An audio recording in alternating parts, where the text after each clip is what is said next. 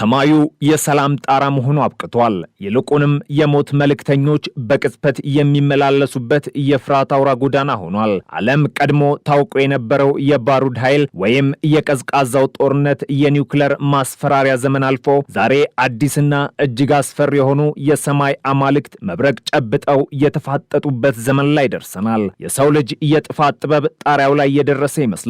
ምክንያቱም አሁን የሚወነጨፉት ፍላጻዎች አይን አይቷቸው ጆሮ ሰምቷቸው የሚታለፉ አይደሉም። እነዚህ የጥፋት መላእክቶች ሃይፐርሶኒክ ይባላሉ። ድምፅ ራሱ ሊቀድማቸው የማይችለው አየርን ቀደው የምድርን ስበት አሸንፈው የፊዚክስን ህግጋት ተገዳድረው የሚምዘገዘጉ ናቸው። በዚህ የሃያላን የሞት ሩጫ ውስጥ ሶስት ግዙፍ ተራራዎች ይገዳደራሉ። አንደኛው ከምዕራብ፣ ሁለተኛው ከሰሜን ምስራቅ፣ ሶስተኛው ደግሞ ከምስራቅ የጥፋት ጡንቻቸውን አፈርጥመው ቆመዋል። የአሜሪካው ዳርክ ኤግል፣ የሩሲያው ኦርሼኒክ እንዲሁም የቻይናው ዶንግፌንግ።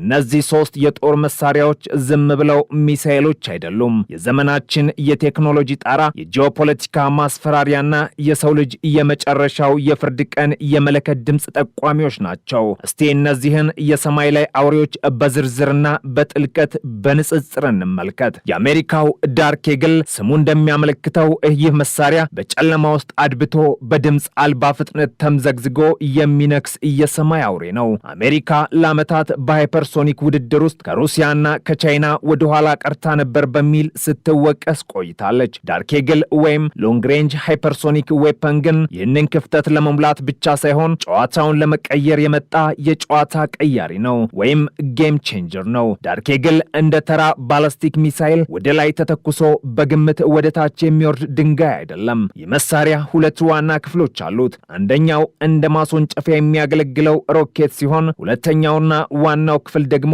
ኮመን ሃይፐርሶኒክ ግላይድ በዲ የሚባለው ተንሸራታች አካል ነው።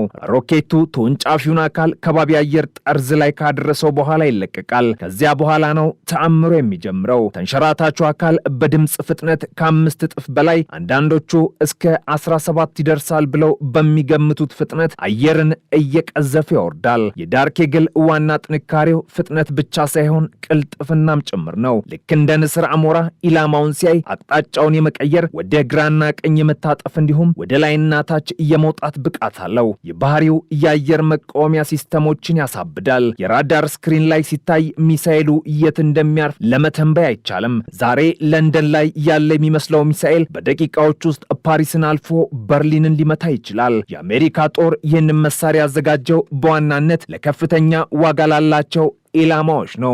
ይህም ማለት የጠላት መሪዎች ያሉበትን ባንከር፣ የራዳር ጣቢያዎችና የኒውክለር ማስወንጨፊያዎችን በቅጽበት ለማውደም። ዳርክ ኤግል የሚታጠቀው የኒውክለር ራስ ሳይሆን መደበኛ ፈንጅ ወይም በተነሳበት የፍጥነት ጉልበት ብቻ ኢላማውን ድራሹን የሚያጠፋ ቴክኖሎጂ ነው። ከ2700 ኪሎ ሜትር በላይ ይምዘገዘጋል። ይህ መሳሪያ በምድር ላይ ካሉ ተንቀሳቃሽ ማስወንጨፊያዎች ስለሚተኮስ ጠላት መቼና ከየት እንደሚተኮስ ለማወቅ ይቸገራል። አሜሪካ ይህንን ንስር ያዘጋጀችው ሩሲያና ቻይና የፈጠሩትን የማይደፈር ክልል ለመስበር ነው። ኦርሼኒክ የሚለው ስም በሩሲያኛ የሐዘልነት ዛፍ እንደማለት ነው። ስሙ ለስላሳ ቢመስልም ተግባሩ ግን ሲኦልን ወደ ምድር ማምጣት ነው። በቅርቡ በዩክሬን ጦርነት ላይ በዴኔፕሮ ከተማ በድንገት ብቅ ያለውና ዓለምን ያስደነገጠው ይህ ሚሳኤል ሩሲያ በሃይፐርሶኒክ ቴክኖሎጂ ያላትን የመሪነት ሚና ያረጋገጠበት ክስተት ነበር። ኦርሼኒክ ከዳርክ ኤግል የሚለየው ባወቃቀሩ ነው። ይህ የመካከለኛ ርቀት ተወንጫፊ ሲሆን አደገኛነቱ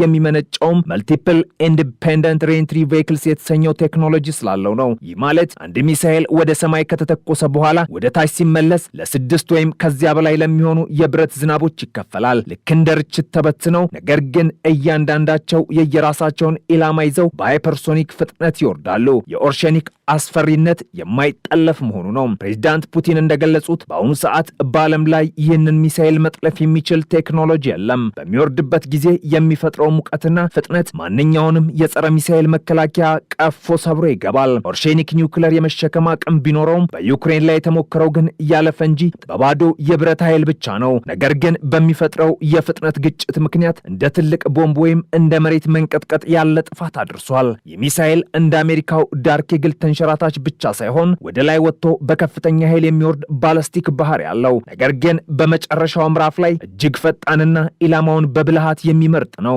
የኦርሼኒክ መልእክት ግልጽ ነው። የትም ብትደበቁ፣ የትኛውም የጥላ ዣንጥላ ብትዘረጉ የህብረት ዝናብ ጣራችሁን ሰብሮ ይገባል የሚል ነው። የምስራቁ ኃይለኛው ነፋስ የቻይናው ዶንግፌንግ 27 ከምስራቅ በኩል የሚነፍሰው ነፋስ ደግሞ ሌላ ታሪክ አለው። ቻይናውያን በሚሳኤል ቴክኖሎጂ በተለይም አሜሪካን በፓሲፊክ ውቅያኖስ ላይ ለመገዳደር በሰሩት ስራ ብዙ ርቀት ተጉዘዋል። ይህ ከዳርክ ኤግልና ከኦርሼኒክ ጋር የሚወዳደረውና አንዳንዴም የሚበልጠው ሚሳኤል ዲኤፍ ወይም በቅጽል ስሙ የሃዋይ ኤክስፕረስ ነው። ዶንግፌንግ ማለት የምስራቅ ነፋስ ማለት ነው። ዲኤፍ 27 የቻይና የሃይፐርሶኒክ ግላይድ ቬክል ቴክኖሎጂ ውጤት ነው። የአሜሪካ ጦር ሪፖርቶች እንደሚያመለክቱት ይህ ሚሳኤል ከ5000 እስከ 8000 ኪሎ ሜትር መጓዝ ይችላል። ይህ ማለት ከቻይና ምድር ተነስቶ በፓሲፊክ ውቅያኖስ መሃል ያለውን የአሜሪካን የጓም ጦር ሰፈር አልፎ ሃዋይን የመምታት አቅም አለው። የዲኤፍ 27 ወይም ዶንግፌንግ 27 ልዩ ባህሪው የሚንቀሳቀሱ ኢላማዎችን በተለይም የአውሮፕላን ተሸካሚ መርከቦችን የማደን ብቃቱ ነው። የአሜሪካው ዳርክ ኤግል ቋሚ ኢላማዎችን ወይም የማይንቀሳቀሱትን ለመምታት የተሻለ ሲሆን የቻይናው ሚሳኤል ግን በውቅያኖስ ላይ የሚንሳፈፉ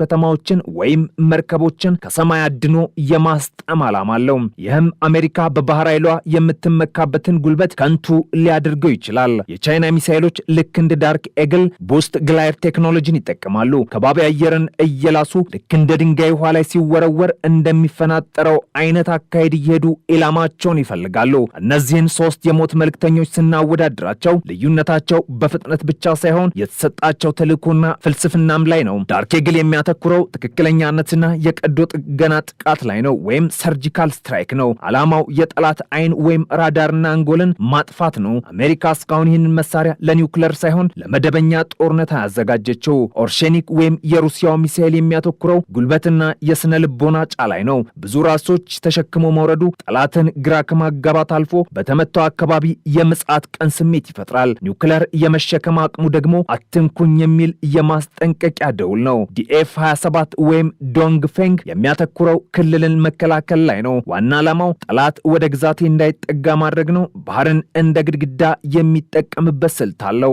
ሶስቱም ሚሳኤሎች አንድ የጋራ ባህሪም አላቸው። የፕላዝማ ሽፋን ነው። ሚሳኤሎቹ በከፍተኛ ፍጥነት ሲጓዙ በላያቸው ላይ ያለው አየር እጅግ ስለሚሞቅ ወደ ፕላዝማነት ይቀየራል። የፕላዝማ ሽፋን የራዳር መጎዶችን ይውጣል ወይም ያንጸባርቃል። ስለዚህ ሚሳኤሉ ለራዳር አይታይም ወይም ድብቅ ይሆናል ማለት ነው። አሁን ያሉት የዓለም ምርጥ የአየር መከላከያ ስርዓቶች እንደ አሜሪካው ፓትሪዮት ወይም ታድ፣ እንደ ሩሲያው ኤስ-400 ወይም ኤስ-500 የተሰሩት የድሮን ባሊስቲክ ሚሳኤል አቅጣጫ ቀምሮ ለመምታት ነው። ነገር ግን አቅጣጫውን በዘፈቀደ የሚቀይረውን በፍጥነት የሚምዘገዘገውና በፕላዝማ የተሸፈነውን ዳርክ ኤግልን፣ ኦርሼኒክን ወይም ዲኤፍ 27ን መጥለፍ አይን ተሸፍኖ የሚበር ዝንብን በድንጋይ እንደመምታት ይቆጠራል። ለዚህም ነው ሩሲያ ኦርሼኒክ አይጠለፍም የምትለው፣ አሜሪካም ዳርክ ኤግል መከላከያ የሌለው ጥቃት ብላ የምትጠራው። ኦርሼኒክ ብዙ ራሶች የሚያዝ አቅሙ በአንድ ጊዜ ሰፊ ቦታን ለማውደም እድል ይሰጠዋል። የዳርክ ኤግል ግን ለአንድ ወሳኝ ኢላማ የተሰራ ስለሆነ ጉዳቱ ነጥብ ላይ ያተኮረ ነው። የቻይናው ዲኤፍ 27 ወይም ዶንግፌንግ ደግሞ እንደ አስፈላጊነቱ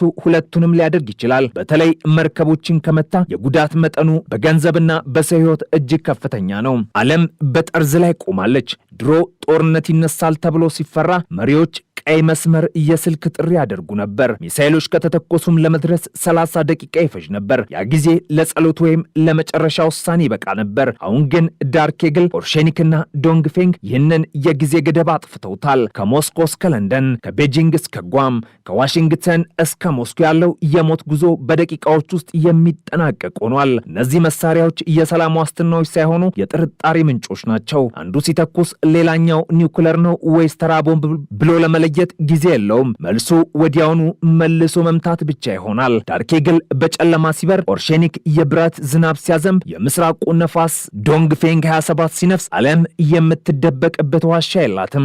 ቴክኖሎጂው ድንቅ ነው። ፊዚክሱ አስደናቂ፣ ኢንጂነሪንጉ ጥበብ የረቀቀ ነው። ነገር ግን ውጤቱ አስፈሪ ነው። የሰው ልጅ የሰማይ መብረቅ በእጁ ጨብጦ እኔ ዙስ ነኝ፣ እኔ ቶር ነኝ፣ እኔ ሻንጎ ነኝ እያለ ይፎክራል። ነገር ግን እነዚህ አማልክት እርስ በርስ ሲጋጩ የሚቃጠለው ከታች ያለው የሰው ልጅ ሳር ነው። የዳርክ ኤግል ፍጥነት፣ የኦርሼኒክ ጉልበትና የዶንግፌንግ ስልታዊ ጥበብ ተደምረው የሚነግሩን አንድ እውነት አለ። ቀጣዩ የዓለም ጦርነት የሚጀምረው በምድር ላይ ሳይሆን ማንም በማይሰማውና ማንም በማያየው የሰማይ ጣራ ላይ በድምፅ በሚፈጥን ፍጥነት ነው። የእነዚህ የሰማይ ላይ አውሬዎች ፉክክር ያስከተለው ሌላው ወሳኝና አስፈሪ ምዕራፍ የጊዜ ሞት ነው። ቀደም ሲል በነበሩት ጦርነቶች አንድ ሀገር ጥቃት ሲሰነዘርበት ለመከላከያ የሚሆን ወይም ቢያንስ መልሶ የማጥቃት እርምጃ ለመውሰድ የሚያስችል ከ15 እስከ 30 ደቂቃዎች ነበረው። ይህ ጊዜ ለዲፕሎማሲያዊ ንግግሮች፣ ለስህተት ማረሚያ ወይም ለህዝብ ማስጠንቀቂያ በቂ ነበር። ዳርክ ኤግል፣ ኦርሼኒክና ዲኤፍ ወይም ዶንግፌንግ 27 ግን ይህንን የህይወት ፋታ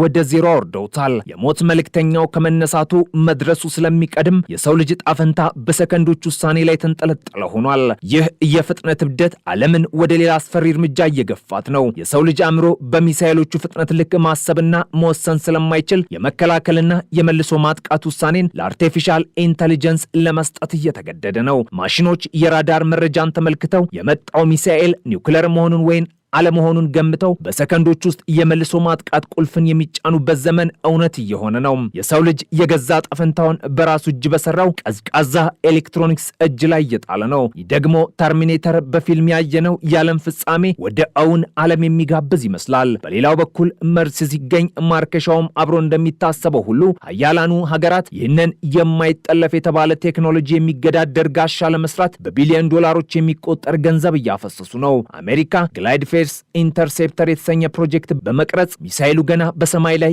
እየተንሸራተተ እያለ የሚያድን ሳተላይትና ሌዘር መሳሪያ ለመስራት እየተጣጣረች ነው። ቻይናም በበኩሏ ሰው ሰራሽ ፀሐይ መሰለ ከፍተኛ ሙቀትና ጉልበት ያለው የኤሌክትሮማግኔቲክ መሳሪያ በመጠቀም የሚሳኤሎችን ኤሌክትሮኒክስ ለማቃጠል ሙከራ እያደረገች ነው። ሰማዩ የከዋክብት መኖሪያ መሆኑ ቀርቶ የድመትና አይጥ ጨዋታ የሚካሄድበት የጦር ሜዳ ሆኗል።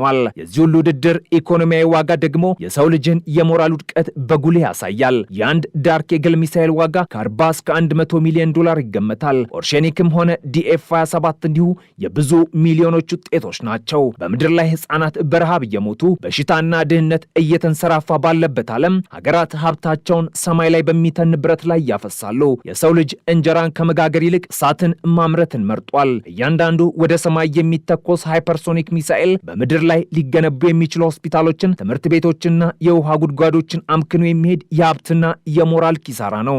በመጨረሻም የዳርክ ኤግል የኦርሼኒክና የዶንግፌንግ መልእክት አንድ ነው። የሰው ልጅ የጥበብ ጥግ ራሱን የማጥፋት ብቃቱ ላይ ደርሷል። እነዚህ መሳሪያዎች ለሰላም ማስከበሪያነት ተብለው ቢሰሩም ውጤታቸው ግን አለመረጋጋት ነው። አንዱ ሲታጠቅ ሌላው ይሰጋል፣ አንዱ ሲሞክር ሌላው ይደነግጣል። ይህ የጥርጣሬ ሰንሰለት ደግሞ በማንኛውም ሰዓት ሊበጠስ ይችላል። የዛሬው ዓለም ሰላም እየተንጠለጠለው በመተማመን ላይ ሳይሆን እኔን ብትነካኝ አጠፋሃለሁ በሚለው የፍርሃት ሚዛን ላይ ነው። ነገር ግን ይህ ሚዛን የሚጠበቀው ማንም እስካልተሳሳተ ድረስ ብቻ ነው። በአንዲት የቴክኒክ ስህተት ወይም በአንዲት የተሳሳተች የኮምፒውተር ንባብ ምክንያት እነዚህ የሰማይ አማልክት ቁጣቸውን ካወረዱ አሸናፊና ተሸናፊ የሚባል ነገር አይኖርም። የሚኖረው አመድና ዝምታ ብቻ ነው። የሰው ልጅ ከታሪክ የሚማረው ነገር ቢኖር ከታሪክ አለመማሩን ብቻ ነው። ሰማዩን የተቆጣጠርን መስሎን መሬቱን እንዳናጣው ያስፈራል።